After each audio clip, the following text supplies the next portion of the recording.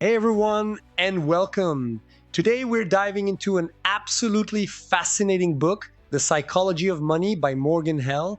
And the whole idea is this: being good with money has way less to do with how smart you are and pretty much everything to do with how you act. So we're going to break down 4 of the most powerful and honestly pretty surprising lessons from it. Okay, so let's just jump right in with the big question that gets to the heart of it all.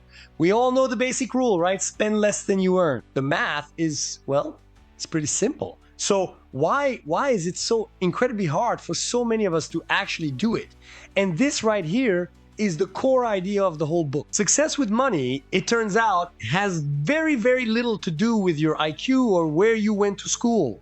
It's almost entirely about your behavior. To really get a handle on this, we're going to walk through 4 huge mindset shifts. First, we're going to talk about your single greatest asset, and it might not be what you think. Then we'll look at how you can build a system to basically save you from yourself. After that, we'll dig into the massive difference between being rich and being wealthy. And finally, we'll tackle the modern day trap of the comparison game.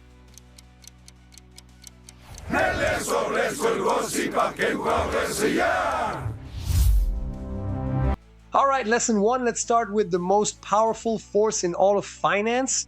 And here's the cool part.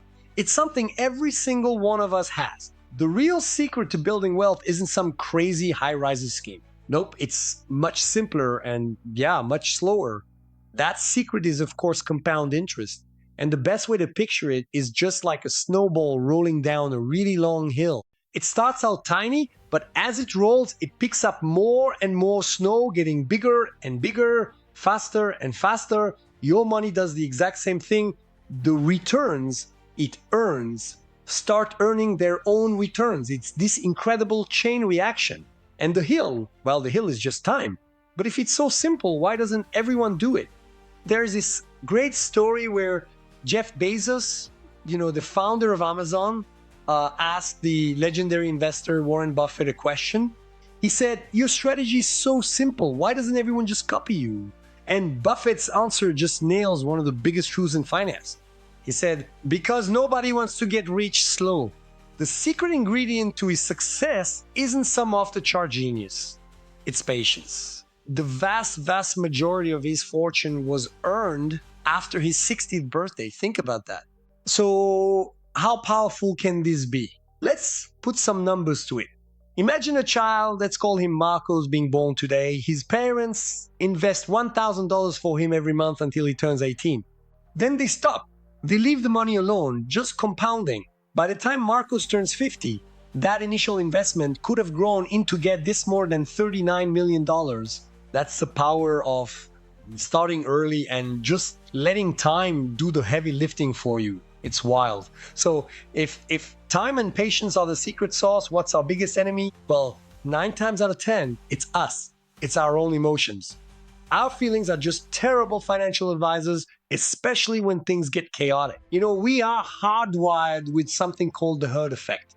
Think about our ancient ancestors for a second. If you saw everyone in your tribe suddenly bolt, you wouldn't stand there and wonder why. You'd run. A lion was probably coming. That instinct kept us alive. But in financial markets, it makes us do the exact wrong thing. We panic and sell when everyone else is selling, which is usually right at the bottom. So here's the key.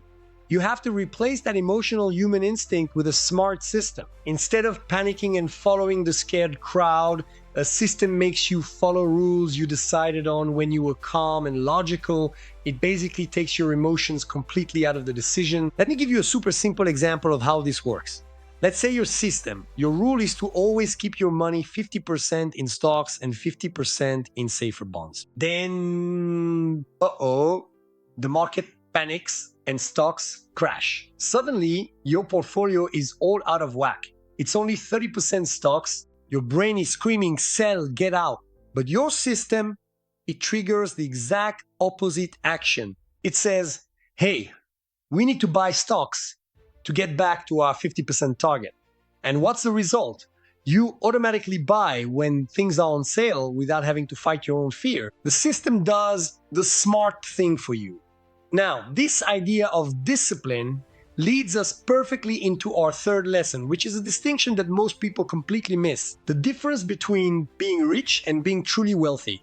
And trust me, they are not the same thing at all. See, being rich is all about your current income. It's the stuff you can see, the fancy car, the designer clothes, the big house. It's visible spending. But being wealthy, that's what you don't see. It's the money that you haven't spent. It's the stocks and bonds and other assets that are just quietly growing in the background. Wealth gives you freedom. It gives you options. Wealth is the income you saved, not the income you spent. You want a perfect and totally true example of this? Look up a guy named Ronald. This man worked as a janitor and a gas station attendant his entire life. He lived a very simple, incredibly frugal life. But here's the thing. Secretly, he was consistently taking his small savings and investing them.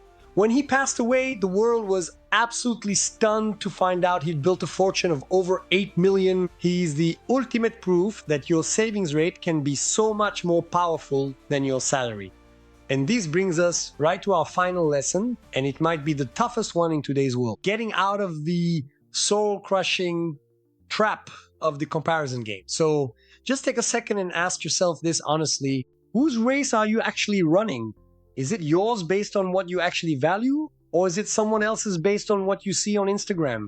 Social media has just poured gasoline on this fire. You scroll, you see the Lamborghini, the first-class flight to some exotic beach, the perfect life. But that's not real life. It's a highlight reel. What you don't see is the story behind it. You don't see the mountain of debt that paid for that car. You don't see the crushing stress of keeping up that image. You might not even see that the money isn't totally legit. Comparing yourself is a recipe for misery because you're comparing your real life to someone else's perfectly polished fantasy. So, okay, when we put all these pieces together, the patience, the discipline, focusing on what you save, and tuning out what everyone else is doing, we get to a much healthier and much more powerful definition of what financial success actually is.